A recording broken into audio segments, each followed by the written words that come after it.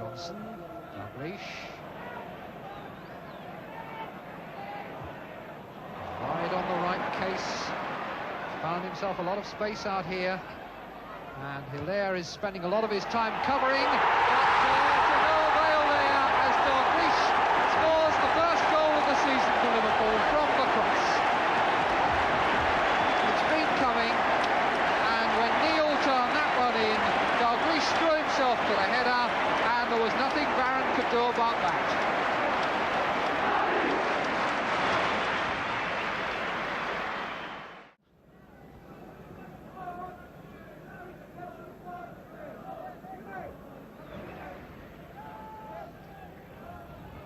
Alan Kennedy missing out midfield, looking for Dalglish and finding him well.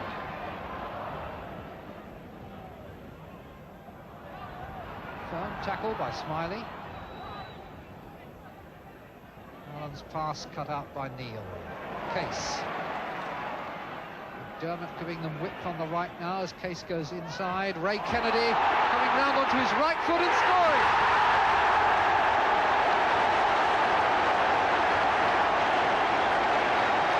So that's now 2-0, and Crystal Palace are in real trouble here. The champions in championship mood. Case's run infield. Ray Kennedy coming over onto that unfamiliar right foot, but showing that he knows how to use it, and making the score 2-0.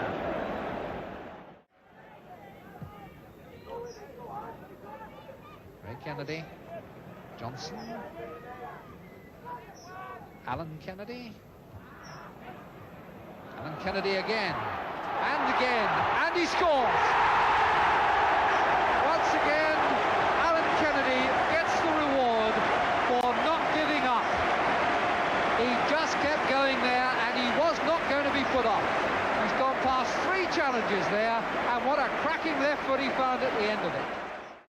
Spurs took the lead in the 8th minute. Garth Crooks carrying on from where he'd left off against Nottingham Forest last weekend. From the corner on the right, Crook gets above Tottenham to score a fine goal.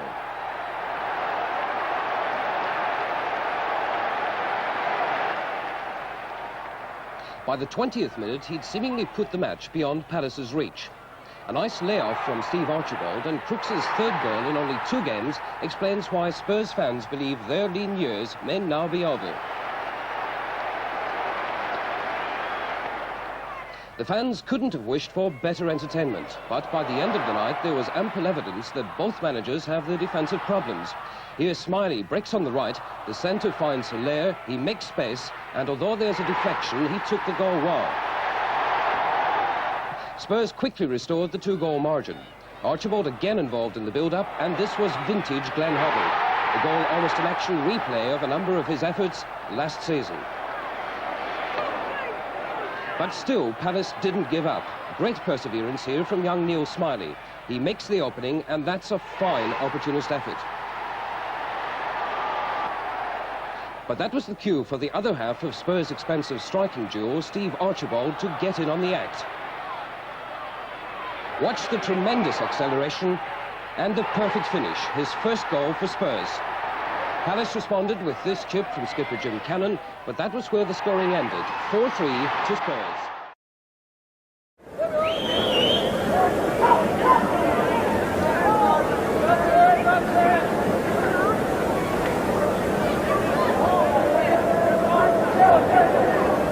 So it'll be Gilbert to take the free kick for Crystal Palace. Here's Hilaire.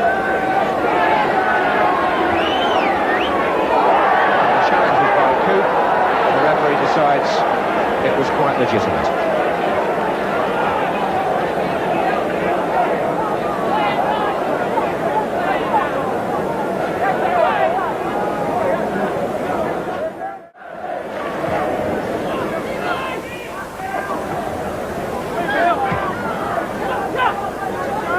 Awkward bounce here for Jones and Dyson, and Allen is in on this. He's right in on it, and what a fine finish.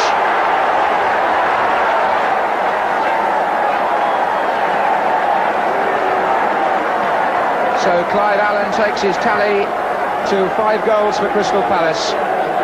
and precisely the type of finishing that made first Arsenal, but then Crystal Palace more permanently fancy signing him.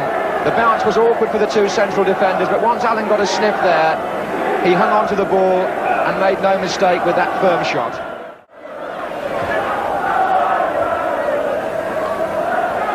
Daly to Dyson.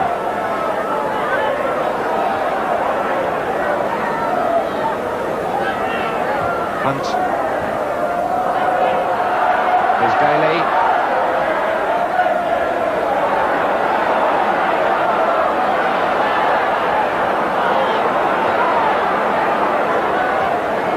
Good running by Brian Roberts. Thompson. Daly!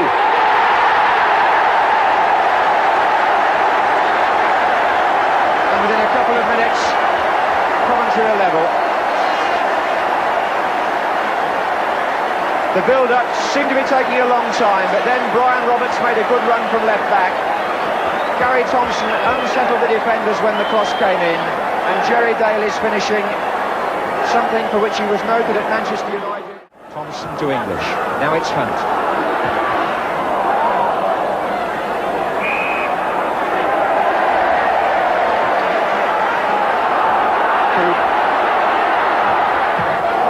Blocked by Cannon. Here's Blair. Coop again.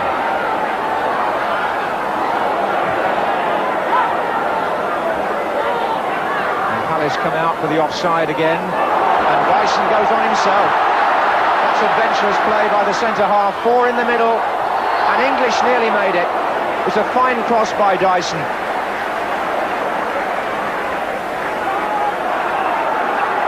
And now it's Hunt. Daly chasing. That's Gilbert. Oh, and Daly! And a dreadful mistake by Billy Gilbert gave his goalkeeper no chance. And Jerry Daly has scored twice for Coventry in a matter of minutes, and begun, I'm sure, a love affair with the home crowd. Poor Billy Gilbert being consoled by Paul Barron, because as the ball bounced there, he was favourite to knock the ball back. But as he did so, he didn't knock it hard enough, and Jerry Daly went in and made it 2-1.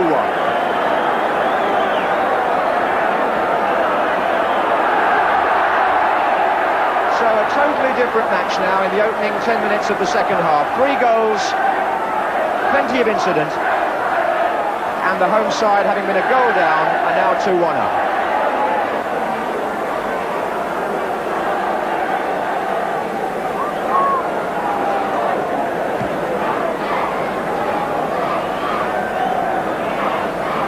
Nicely done by Allen. Here's Murphy. That's a free kick.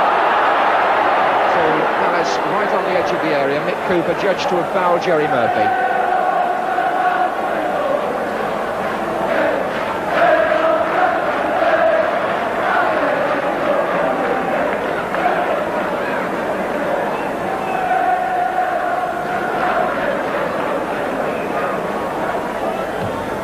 Oh, what a tremendous shot by Allen, and the ball came back off the woodwork, and Palace appealed for a goal. Surrounded the referee, saying it was in, and here's an incident. Clive Allen hammered that, and it came back off the woodwork. Palace say it was over the line, and the referee is going to have to consult the linesman. Was the ball in the net, or rather was it over the goal line? Jim Cannon leads the protests. The referee, Derek Webb, has to consult his linesman about that, whether the ball went into the goal or not. Allen hammered it from the free kick. It was his shot.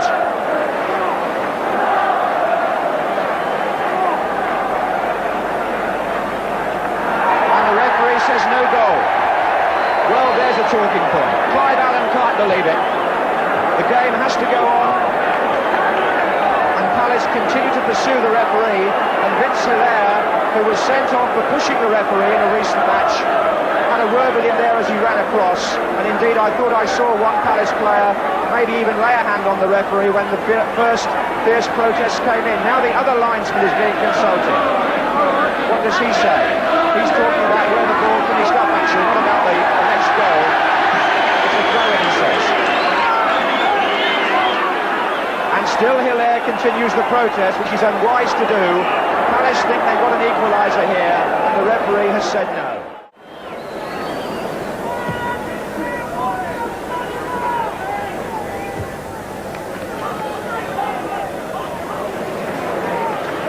Roberts. English. Again, swept wide to Bodak. Coventry have got 5 players in the centre. That's Thompson. English going in. Oh, we got a jab on it. Blair!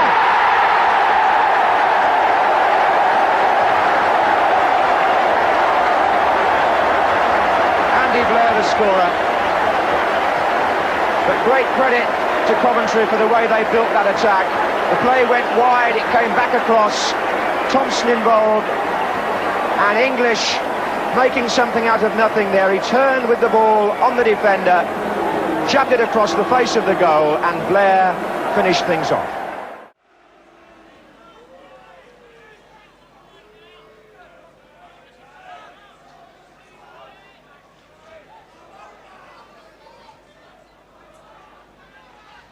Mills, Mariner, Brazil's there, walks there again, and Ipswich are in the lead.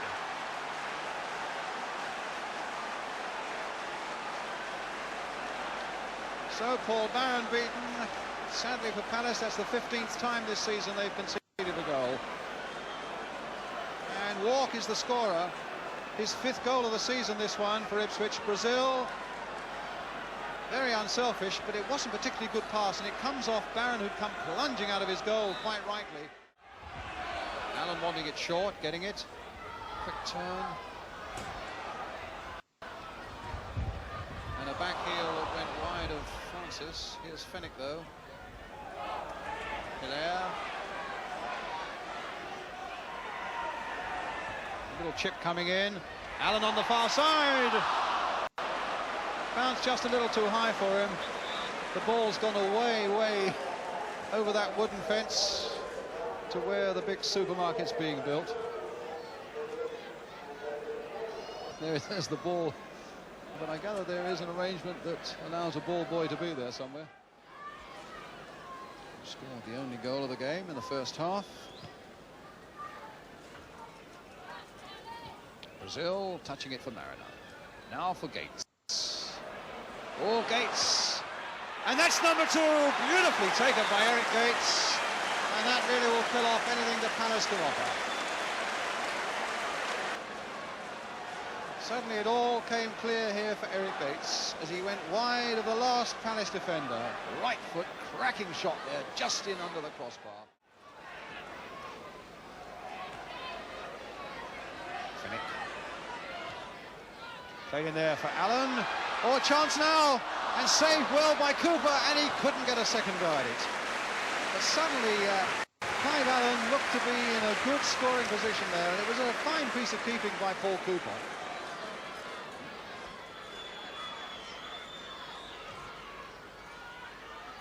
Leaping up there, but he couldn't get high enough. Smiley looking for something on the turn.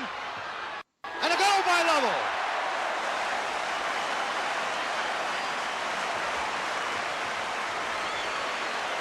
Well, that's his first goal, and it probably has come too late. The question really was as to whether Clive Allen, I think it would have been in front of him, would have been in an offside position, but it was a fair old scramble there. Smiley's shot. The ball whacked into the back of the net. It's a corner. Here's Barnes with it. Curled in there, Fenwick making no mistake that time. Certainly Albion have had the better chances. One missed by Moses and one missed there by Regis. What's the message for them at half-time, Ron? Well, I think we've got to tighten up at the back. We've certainly got to tighten up in midfield. And we've got to keep playing into our forward players, because every time, I mean, we've just seen there when Cyril Regis has missed that chance, which has got to be as easy a chance as we've had this season, off Statham's cross. If we do that and we play sensible, I could fancy us to win this game. But if we don't, I mean, they're busy and bright, and they've got good inventive ideas up front. We have to be very, very careful of that. This fella's got to pull his finger out as well. With Peter Barnes. Yes. And Moses doing a lot of work again for you. He's working very, very hard. He missed a good chance early on, but I'd just like to see him win a few more tackles. That's his game, winning tackles and putting people under pressure, and he hasn't won as many as we expect him to. He's let Francis out a little bit. Give it. Okay, Ron, thanks a lot.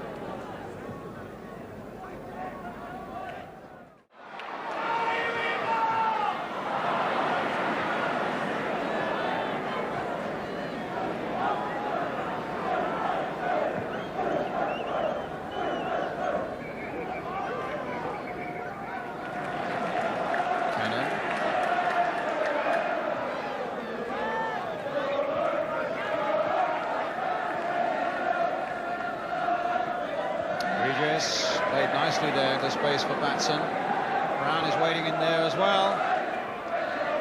And Gilbert hasn't been able to stop them now. Can Batson cross that in again? He can. It's a good one. Regis! Ron Atkinson off the bench, because Regis knows that he might have had a hat-trick. And at the fourth attempt, he's got it. Back on their seats again there. But it was Batson with this beautiful cross here. Regis up, powerful header, and there was nothing that Barron could do about it. Fennick. It's a cross in. Cummins. Brown. 1-0. Penalty from Clive Allen gave Palace only their second victory of the season. They beat Leicester 2-1. Ernie Whalley is now 47 years old, has been around the game a long time, was with the Tottenham push and run outfit, then to Arsenal, then to Crystal Palace, where he was manager both of the youth side and the reserve side, but now gets his chance in the big time. Paul Barron, who hasn't missed the game for Palace, nearly missed the League Cup match of Tottenham. It was reinstated when John Barry's didn't want to play.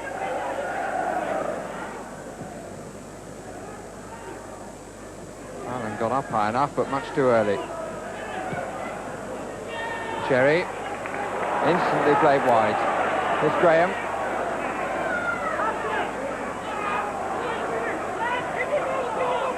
Greenough. That's nice into Flynn. Connor. Oh, fine goal. Really fine goal. The goal getting the applause that it deserves. Really good build-up. Graham Greenough, who played it nicely through to Flynn, who was able to feed Connor, who stuck it wide of Paul Barron's left hand. Really very, very well worked goal. Ernie Whalley then sitting in the box with a man in the spectacles on the left there, the chairman Raymond Bloy, who this week has made him team manager to the end of the season.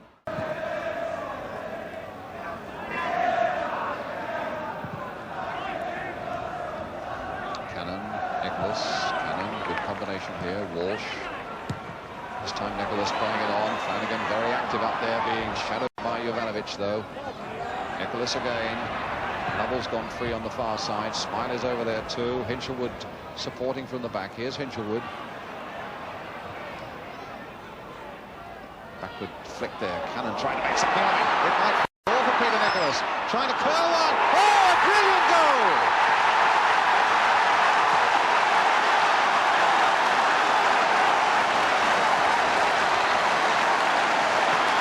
His first goal of the season, and he saved a very special moment and a very special effort for it. Curling it beautifully, and that was a really definite effort on his part. That was the intention. Crooks finally put Spurs in front in the 31st minute, taking Chris Hughton's pass at full tilt before rounding Barron and finding the target from that really narrow angle. But Palace hit back 7 minutes later. Vince Hilaire, back in the side after being dropped a fortnight ago, angles this shot for his third goal of the season. Early in the second half, Crooks injured a leg, but far from going off, he became the central figure in a remarkable sequence of 4 goals in 10 minutes. First, he paved the way for Steve Archibald to put Spurs back in front. Then Crooks' second of the night, almost a carbon copy of his first, as he outwits Paul Barron once again. Seconds later, Palace were back in the match again. Another goal of real quality, this time from Ian Walsh. But within a minute, Crooks had the last word, completing the 3rd hat-trick of his career in resounding style. He's now scored 11 goals this season, 6 in 4 League and League Cup games against Palace. Archibald, meanwhile, has 10, so the battle to become Spurs' leading scorer is really hotting up. So away we go then. Manchester City attacking the goal to our left in a change strip of red and black stripes. Crystal Palace in the white strip. And straight away, Steve McKenzie with a rifling shot and a chance for them to put him ahead, and they've scored through Kevin Reeves in 13 seconds. What a blow for Crystal Palace. What an amazing start there for Manchester City. And John Gonn's words at the start about Kevin Reeves and Dave Bennett being the key man, well, Kevin Reeves has put Manchester City ahead in 13 seconds. Tremendous break there. Steve McKenzie, who used to be a Crystal Palace player, left here when he was 17 for £250,000 without playing in the first team. The ball bounces off Paul Barron, and there's the job for Kevin Reeves to put City 1 goal into the lead. Dave Bennett.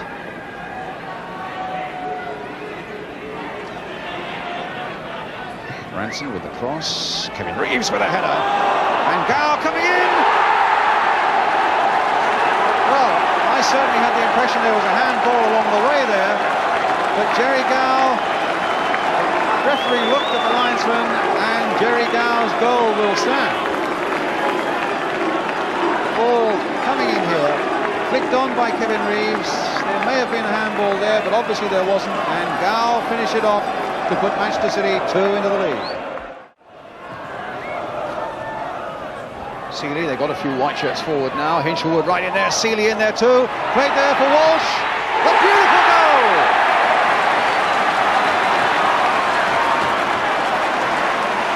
Played forward here by Paul Hinshelwood. Just look at Seeley's part, a really well-timed run there.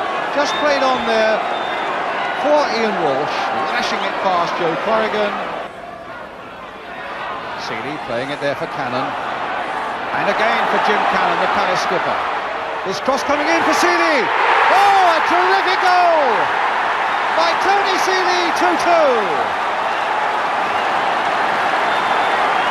And that's what you call a comeback. Cannon plays a superb ball in here, and Seeley hits it first time. No chance for Corrigan. It's a real up and down game. Here comes City again. McKenzie finding Hutchison, who's told Reeves to get on ahead of him. Still with Tommy Hutchison. His man well.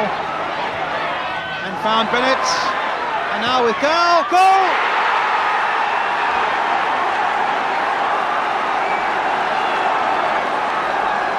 Paul Barron distressed there because Gow's shot rifled underneath him. And he could only have seen that very, very late. Hutchison, who played such a big part in it, twisting and turning.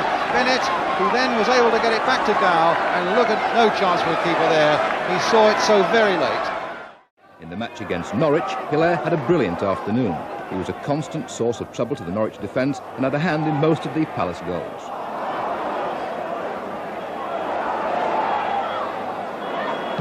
The cross, which should have been taken by Baker, was put into the net by Clive Allen, who caught to the side, and Palace were 1 up after just 19 minutes. It was Hilaire once again who began the move which led to the second goal. Seeley too played with great determination to battle down the wing.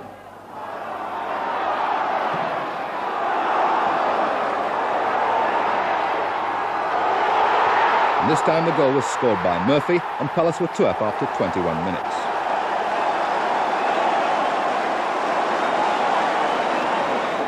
Justin Fashanu says he wants to leave Norwich and join a more glamorous club.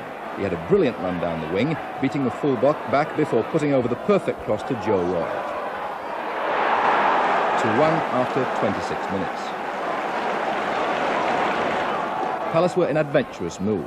A skillful through ball left Seeley on his own, but he was barged off the ball as he looked certain to score. But Allen was there to make it 3-1. In the second half, Hilaire was still in superb form. It was his pass that led to a goal by Jerry Francis.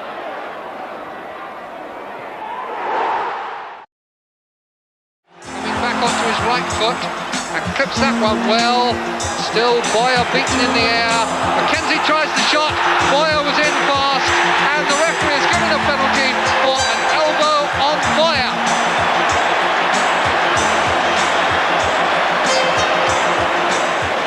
Chance in the 10th minute of the second half to break the deadlock.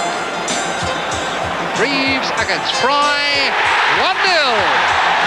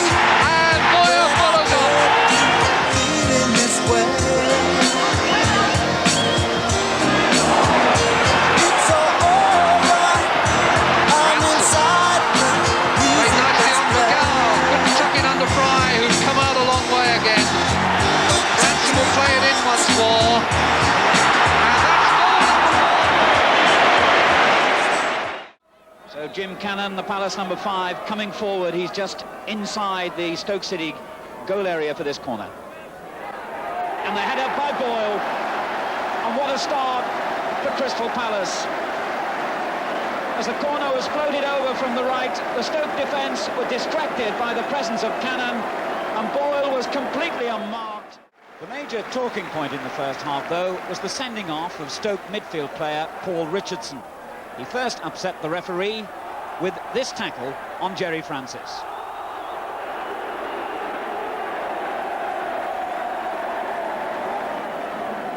So the yellow card for Richardson, and just before half-time, the same player sinned again. Watch here on the right of your screen as Francis plays the ball away. Richardson comes in late, and referee David Letts really had no option but to send Richardson off. Mr. Letts was a busy man. He also showed the yellow card 5 times. It'll reach Hampton. That's dangerous. Evans! Oh! Chapman under the rebound.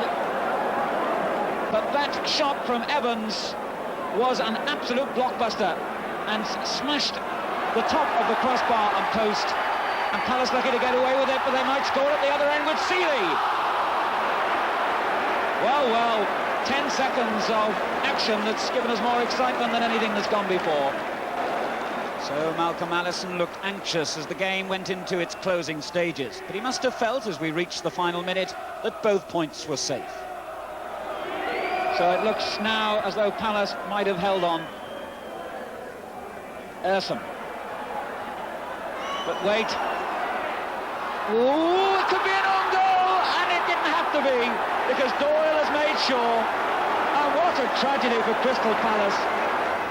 Well, poor Terry Geno, who's played so well, a complete misunderstanding then with Billy Gilbert as the ball was floated in. It would have gone in anyway from Gilbert's header, but Doyle just made sure. Tony Morley's cross headed home by Peter With after just 4 minutes. It was his 12th goal of the season. They strengthened their grip in the 70th minute. Terry Boyle's misjudgment falling perfectly for With's second. But a minute later, Vince Hilaire's free kick prodded home by Paul Hinshelwood to ensure a nervous end. The manager to be least envied in the Football League.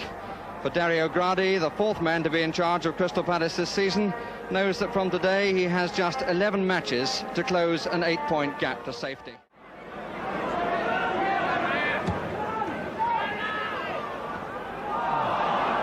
Palace and Allen not exactly together.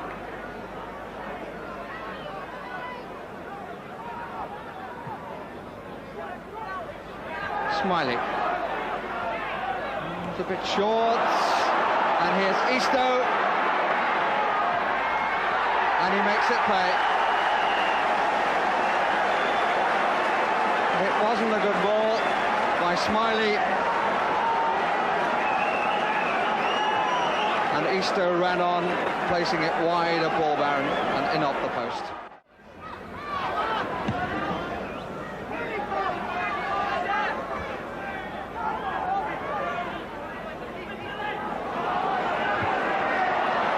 Claimed by Allen. Now can he have a shot?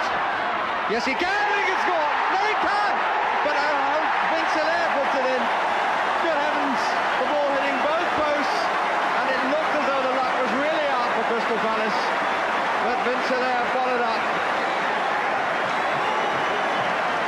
And Clive Allen taking the ball away from Billy Wright. He was nudged out a bit, finally got the shot in, hit one post, back off the other, looked as though it was coming out, and Hilaire made sure it went back in. Dario Gradi on his left is Mike Kelly, and the fourth is number 2.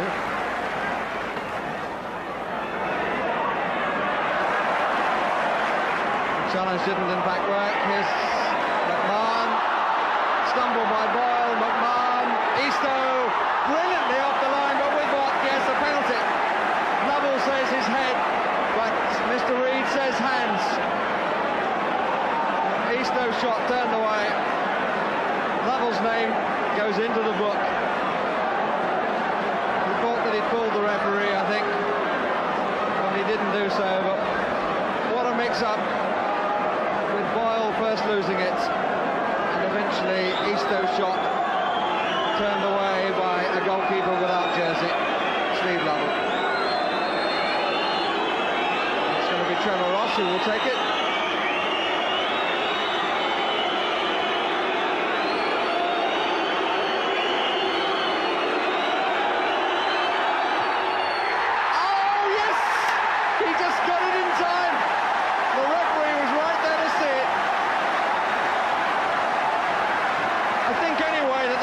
Shouldn't have been allowed because the ball was not properly on the spot.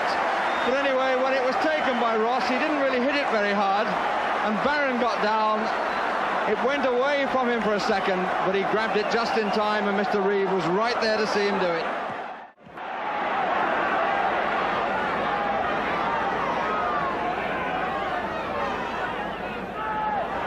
McMahon could come inside, he could have a crack. And is a beautiful goal. It really was a lovely goal by Steve McMahon. It always looked that if he could come inside, he would certainly be able to have a crack. There was a moment when it seemed that Berardi was too close to him, but in the end, he hit a delightful shot, which ended up at the base of the stanchion. Place in the crowd, there's Arthur Rowe with the silver hair. Taken by Gibman, and it doesn't quite reach O'Keefe, but it does now,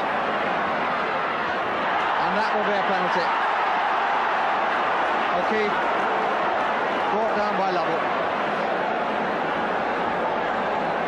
as he was trying to cross the ball. Lovell got the foot in, and although the angle was difficult, he was only ever going to be able to cross it. That is irrelevant in terms of the law. Changed the penalty kicker. This time it's going to be McMahon, Ross having failed in the first half.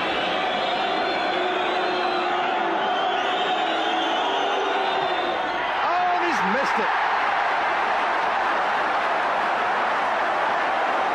But he scores a peach of a goal earlier, and then he misses from 12 yards quite extravagantly.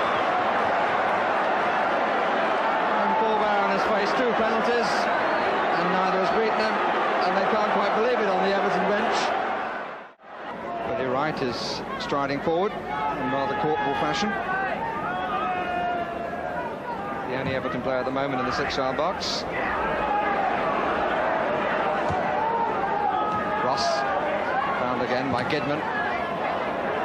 Is Wright. Here's Eastoe. McMahon just to his right. This is Berardi! Oh, he took that very sharply indeed. Really did take the chance well, did him, Berardi, and is obviously very pleased about it. Goes to talk to Steve McMahon, who was out on the right. But Eastoe managed to get it the other way, and Berardi stuck it away with little delay and with great aplomb.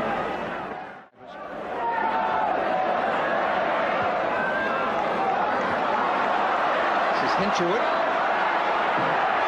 Oh, that's a good try and a goal!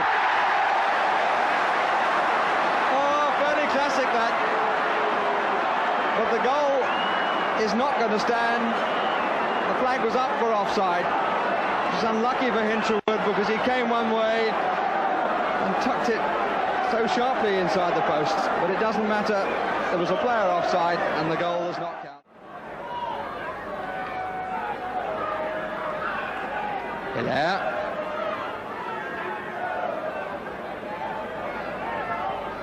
Brooks.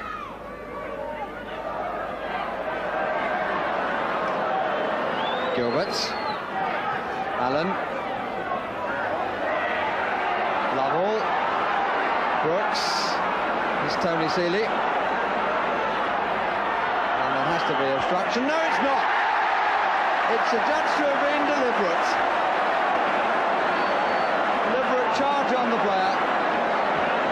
The Everton player's complaining. But it was so cold-bloodedly made that the referee said penalty. Allen takes the penalty and scores.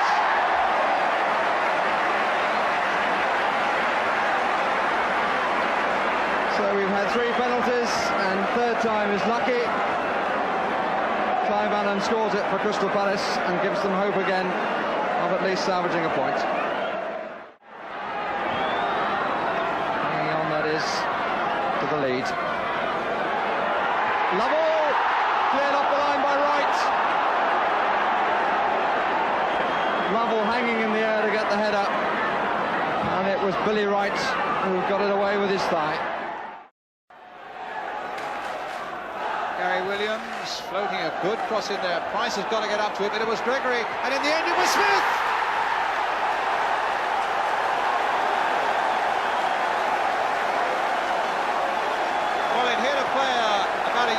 Outside the line, and Palace are looking so hard at the linesman, they must have felt there was an offside situation. Smith who side-footed that in there, and then it's flicked in though by Gregory. But Brighton still leading 1-0.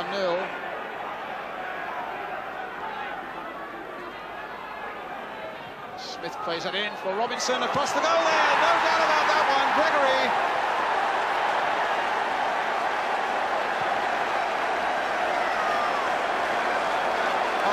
Were like statues of defence there, as that went right across their 6-yard line, and John Gregory scores his 2nd goal of the game. And if there was an element of doubt about the first one in terms of it being offside, just look at the way he was allowed to steal in at the far post there, and leading the charge as you would always expect. And here's Mike Robinson now. Plenty of support coming quickly out of defence here for Brighton. Gary Williams with the cross for them. And a flying header there!